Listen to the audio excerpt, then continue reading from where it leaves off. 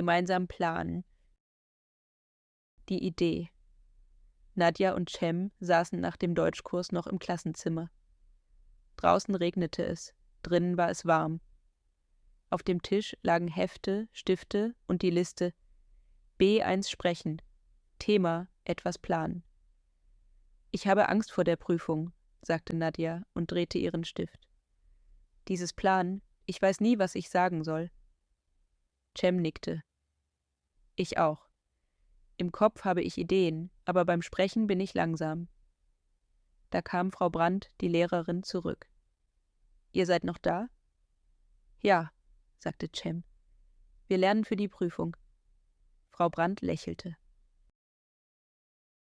»Dann habe ich einen Vorschlag. Plant etwas wirklich, nicht nur auf Papier.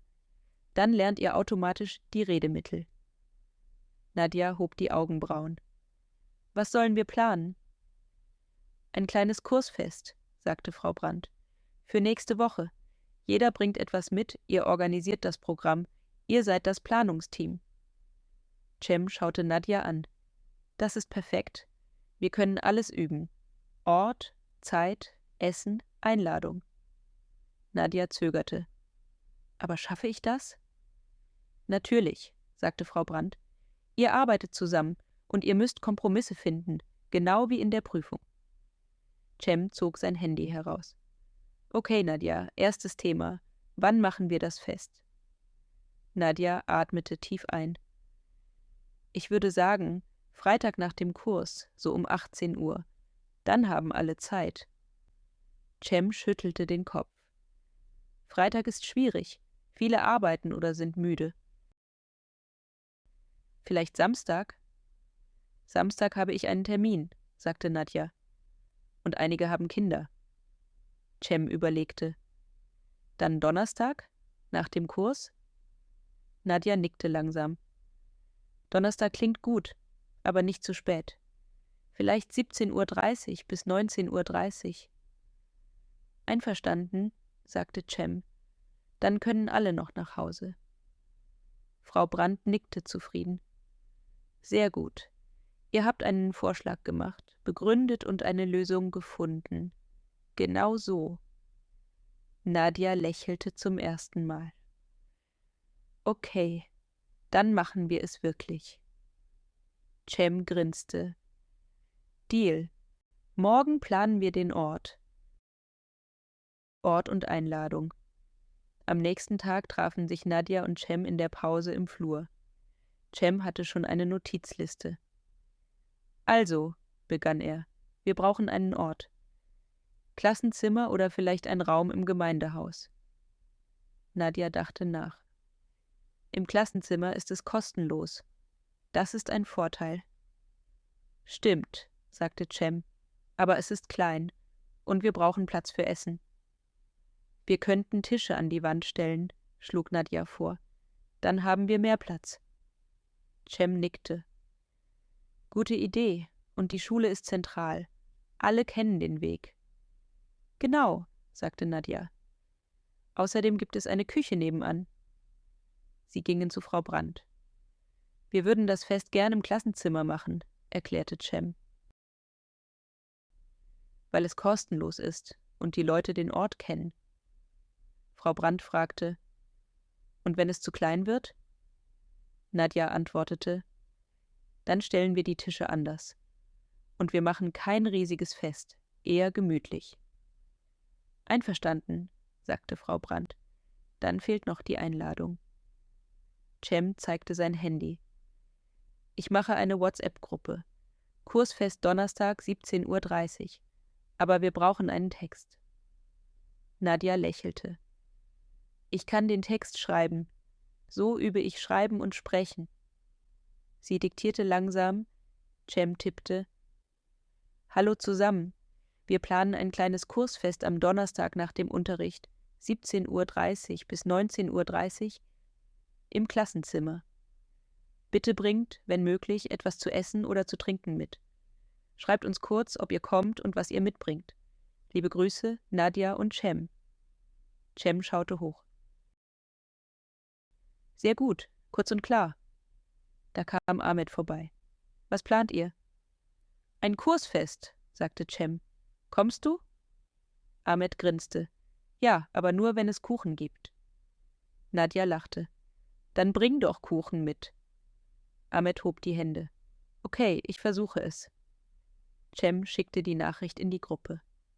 Sofort kamen Antworten. Ich komme, ich bringe Chips, ich bringe Saft. Nadja atmete auf. Es funktioniert. Cem nickte. Und wir haben schon viel für die Prüfung geübt. Vorschlag, Begründung, Einladung. Morgen planen wir Essen und Budget, sagte Nadja. Das wird spannend. Essen, Budget und erste Meinungsverschiedenheit. Am Mittwoch setzten sich Nadja und Cem nach dem Kurs in die Bibliothek. Nadja hatte eine Liste mit Namen und Beiträgen. Also, sagte sie, wir haben schon Chips, Saft, Salat, Kuchen, Brot. Aber wir brauchen auch Teller, Becher und Servietten. Cem nickte. Stimmt. Und vielleicht Deko? Nicht zu viel, aber ein bisschen. Nadja runzelte die Stirn. Deko ist schön, aber sie kostet Geld. Wir haben kein Budget. Cem schlug vor. Jeder gibt 2 Euro, dann kaufen wir alles. Nadja zögerte. Ich weiß nicht. Manche haben nicht viel Geld.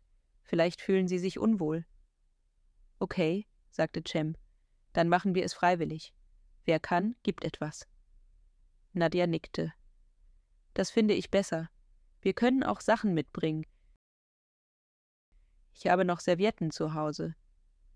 Ich kann Becher kaufen, sagte Cem. Und Teller. Aber bitte nicht zu teuer, meinte Nadja. Wir brauchen keine Luxusteller. Cem lachte. Keine Sorge, ganz normale. Dann kam eine Nachricht in die Gruppe. Es war Anna. Ich kann nichts mitbringen, ist das okay? Nadja tippte sofort. Natürlich, komm einfach. Du bist willkommen. Cem schaute sie an. Gut reagiert. Das ist wichtig. Plötzlich schrieb Ahmed, ich bringe Kuchen, aber ich möchte Musik machen. Ich habe eine Box. Nadja wurde unsicher. Musik ist gut, aber nicht zu laut. Sonst gibt es Ärger in der Schule. Cem schlug vor, wir machen Musik leise, nur im Hintergrund. Nadja nickte, aber dann sagte sie, und Alkohol ist tabu? In der Schule geht das nicht. Cem stimmte zu. Ja, das müssen wir klar sagen. Sie schrieben in die Gruppe, bitte kein Alkohol, weil wir in der Schule sind. Ein paar Minuten später schrieb jemand, oh, schade, ich wollte Bier bringen. Nadja antwortete freundlich, vielleicht nach dem Fest privat, aber in der Schule lieber nicht. Cem lehnte sich zurück. Siehst du, das ist genau Prüfung. Regeln erklären, freundlich bleiben, Kompromiss anbieten. Nadja lächelte, dann wurde sie ernst. Cem, ich habe eine Sorge. Welche? Wenn zu viele Leute kommen, haben wir zu wenig Essen. Cem sagte ruhig, dann machen wir einen Plan B. Wir kaufen schnell Brot und Obst, falls es nötig ist. Nadja nickte. Okay, Plan B klingt gut. Programm. Spiel oder Minirunde? Am Donnerstagmorgen war Nadja nervös. Im Kurs fragte Frau Brandt, wie läuft die Planung? Cem antwortete, gut, aber wir brauchen noch ein Programm. Nach dem Kurs setzten sich Nadja und Cem wieder zusammen. Cem sagte, ich finde, wir brauchen ein kleines Programm, sonst sitzen alle nur da. Nadja überlegte. Vielleicht ein Spiel? Zum Beispiel, wer bin ich? Das ist lustig. Cem nickte. Ja, aber wir sollten auch etwas für Deutsch machen. Vielleicht eine kurze Minirunde? Nadja stöhnte. Oh nein, bitte nicht. Viele haben Angst, vor anderen zu sprechen. Cem erklärte, genau deshalb. Es ist Training. Nur 2 Sätze. Zum Beispiel, ich komme aus, ich lebe seit in Deutschland. Nadja dachte nach. Okay, aber es muss freiwillig sein. Einverstanden? Sagte Cem. Freiwillig. Und kurz. Sie schrieben ein Programm auf. Begrüßung, Nadia und Cem, Essen und Gespräch, kleines Spiel, wer bin ich? Freiwillige Minirunde. Jeder sagt 2 Sätze über sich. Foto ohne Zwang. Nadja zeigte auf Punkt 4. Wenn jemand nicht will, sagt er einfach, ich höre nur zu. Cem lächelte. Perfekt, das ist ein guter Satz. Da kam Frau Brandt dazu. Sehr gut, achtet darauf, dass ihr klare Sätze benutzt. Nadja fragte, und was, wenn jemand das Spiel peinlich findet? Frau Brandt sagte, dann bietet ihr eine Alternative an. Zum Beispiel, wir können auch nur reden. Cem wiederholte, Alternative anbieten, gute Redemittel. Kurz vor dem Fest schrieb Ahmed, ich bin gleich da, Box ist geladen. Nadja schrieb zurück, bitte leise Musik, okay? Ahmed antwortete, versprochen. Nadja atmete tief. Okay, Cem, jetzt machen wir das. Cem grinste. Und wenn etwas schief geht, reden wir. Das ist Deutschland. Das Fest beginnt. Und das Chaos auch. Um 17:20 Uhr standen Nadja und Cem im Klassenzimmer und stellten Tische um. Cem klebte ein Blatt an die Tür. Kursfest, willkommen. Nadja stellte Servietten hin. Hast du Becher? Cem klopfte auf seinen Rucksack. Ja, Teller auch. Dann kamen die ersten Leute. Anna brachte nichts, aber ein großes Lächeln. Danke, dass ich trotzdem kommen darf. Natürlich, sagte Nadja. Setz dich einfach. Ahmed kam mit Kuchen und einer Musikbox. Leute, Party! Nadja zeigte sofort auf die Box. Leise, bitte. Ahmed nickte brav. Leise. Dann kam ein Problem. Jemand hatte Salat mitgebracht, aber ohne Besteck. Wir brauchen Löffel, sagte Tom aus dem Kurs. Cem flüsterte zu Nadja. Plan B. Ich gehe schnell zum Kiosk und kaufe Plastikbesteck. Nadja nickte. Ich bleibe hier. Als Cem weg war, kam Frau Brandt kurz ins Klassenzimmer. Alles okay? Fragte sie. Nadja lächelte nervös. Ja. Ein bisschen chaotisch, aber gut.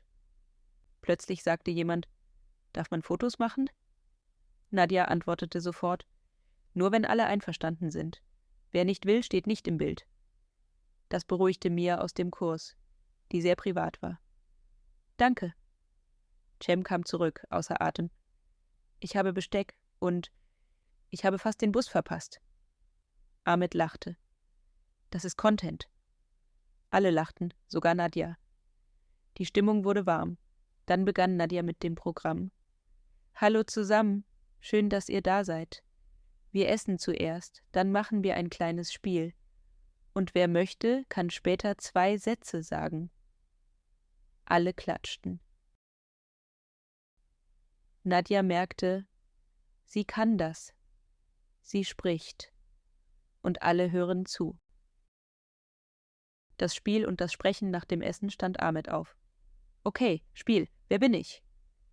Er klebte Cem einen Zettel auf die Stirn. Cem konnte ihn nicht lesen. Bin ich berühmt? Alle lachten. Nadja fragte, bist du ein Mensch? Cem, ja. Anna, bist du aus Deutschland? Cem, nein. Ahmed grinste. Bist du ein Fußballspieler? Cem, nein, leider. Nach ein paar Fragen rief Cem, ich bin ein Arzt? Nein, riefen alle. Nadja flüsterte, das ist super fürs Sprechen. Fragen stellen. Dann kam die Minirunde. Nadja sagte, jetzt kann jeder, der will, 2 Sätze sagen. Kein Stress. Tom begann, ich heiße Tom. Ich lerne Deutsch, weil ich in Deutschland arbeiten will. Anna, ich heiße Anna. Ich finde Deutsch manchmal schwierig, aber ich übe jeden Tag. Ahmed grinste. Ich heiße Ahmed. Ich mache den besten Kuchen im Kurs. Alle klatschten. Cem schaute Nadja an. Du auch. Nadja schluckte, dann sagte sie, ich heiße Nadja. Ich hatte Angst vor dem Sprechen, aber heute geht es besser. Es wurde kurz still. Dann klatschten alle besonders laut. Nachher sagte Frau Brandt leise zu Nadja: »Sehr gut. Du hast ehrlich gesprochen und begründet. Genau B1. Nadja fühlte sich plötzlich stark. Konflikt. Wer räumt auf? Als das Fest zu Ende ging, war das Klassenzimmer voll mit Tellern, Bechern und Krümeln. Einige Leute wollten schnell gehen. Ahmed sagte: »Ich muss los, Bus.« Nadja lächelte, aber sie war müde. »Okay, danke fürs Kommen.« Cem flüsterte: »Wir müssen aufräumen, sonst gibt es Ärger.« Nadja nickte und sagte laut: »Können bitte ein paar Leute kurz helfen? Nur 10 Minuten.« Ein paar standen auf, aber 2 sagten: »Sorry, keine Zeit.« Nadja spürte Ärger. Cem blieb ruhig. »Kein Problem, aber nächstes Mal planen wir das besser.« Nadja sagte: »Ich finde es schade. Wir haben zusammen gefeiert. Dann können wir auch zusammen aufräumen.« Das war ein kleiner Konflikt, aber Nadja nutzte Sprache. »Ich wünsche mir, es wäre fair. Genau wie in der Prüfung. Am Ende halfen doch genug Leute. Tom nahm den Müll, Anna wischte den Tisch. Ahmed kam sogar zurück. »Okay, 5 Minuten.« Nadja lachte. »Danke.« Später, als sie fertig waren, sagte Cem: »Das war auch Training, Konflikt lösen.« Nadja nickte. »Ja, und ich bin nicht explodiert.« Neues Thema: Ausflug planen. Am nächsten Tag sagte Frau Brandt: »Sehr gut. Und jetzt kommt das nächste Planungsthema. Plant einen Ausflug als Gruppe.« Nadja schaute Cem an. »Schon wieder planen?« Cem grinste. »Jetzt sind wir Profis.« Sie setzten sich mit 2 anderen Kursteilnehmern zusammen, Anna und Ahmed. Thema: Ausflug am Wochenende. Anna sagte: »Ich schlage einen Ausflug an den See vor.« Ahmed: »Ich würde lieber in die Stadt gehen. Museum.« Nadja fragte: »Was ist günstiger?« Cem: »See ist günstiger. Das Museum kostet Eintritt.« Ahmed: »Aber im Museum ist es warm, am See ist es kalt.« Anna: »Wir könnten beides kombinieren. Erst Museum, dann Café.« Nadja sagte: »Ich finde die Idee gut, aber wir müssen die Zeit planen.« Sie machten einen Kompromiss. Samstag, 11 Uhr Museum, mit Rabatt, danach Kaffee. Jeder bringt 5 Euro mit, wer kann. Cem schrieb alles auf. Und wer kauft die Tickets? Nadja: »Ich kann das online machen.« Ahmed: »Ich bringe wieder Kuchen.« Alle lachten. Nadja merkte, Planen kann auch Spaß machen. Generalprobe für die Prüfung. Eine Woche später machten Nadja und Cem eine Generalprobe. Sie setzten sich zu Hause hin und spielten die Prüfung. Cem: »Wir sollen ein Fest planen. Was schlägst du vor?« Nadja: »Ich schlage vor, dass wir am Samstag feiern, weil viele Zeit haben.« Cem: »Ich bin nicht sicher, weil Samstag manchmal teuer ist. Vielleicht Freitag?« Nadja: »Freitag ist auch möglich, aber dann lieber nicht zu spät.« Sie übten Redemittel. »Ich finde, weil... Das ist ein guter Vorschlag, aber was hältst du davon? Wir könnten auch. Dann machen wir einen Kompromiss.« Nadja stoppte und lachte. »Früher hätte ich nur Ja gesagt.« Cem: »Und jetzt sprichst du wie ein Profi.« Nadja wurde ernst. »Ich bin trotzdem nervös.« Cem nickte. »Ich auch. Aber wir haben echte Situationen erlebt. Das hilft.« Prüfungstag. Am Prüfungstag warteten Nadja und Cem vor dem Raum. Nadja atmete tief. »Was, wenn ich alles vergesse?« flüsterte sie. Cem sagte ruhig: »Dann frag nach. So wie im echten Leben.« Sie gingen rein. Thema: Ein Kursausflug planen. Nadja lächelte kurz. »Das habe ich schon gemacht«, dachte sie. Sie begann: Ich schlage vor, dass wir am Samstag einen Ausflug machen. Zum Beispiel ins Museum, weil das Wetter unsicher ist. Cem antwortete: Gute Idee, aber das Museum kostet Geld. Vielleicht gibt es Rabatt? Nadja: Ja, wir können online schauen. Oder wir nehmen eine kleine Gruppe. Sie sprachen ruhig, machten Kompromisse und begründeten. Genau wie beim Kursfest. Genau wie im echten Leben. Nach der Prüfung gingen sie raus. Cem grinste. Und? Nadja lachte erleichtert. Ich habe nicht perfekt gesprochen, aber ich habe gesprochen. Cem nickte. Das ist B1. Und als sie nach Hause gingen, sagte Nadja leise: Nächstes Mal plane ich was Größeres. Cem lachte. Bitte nicht sofort.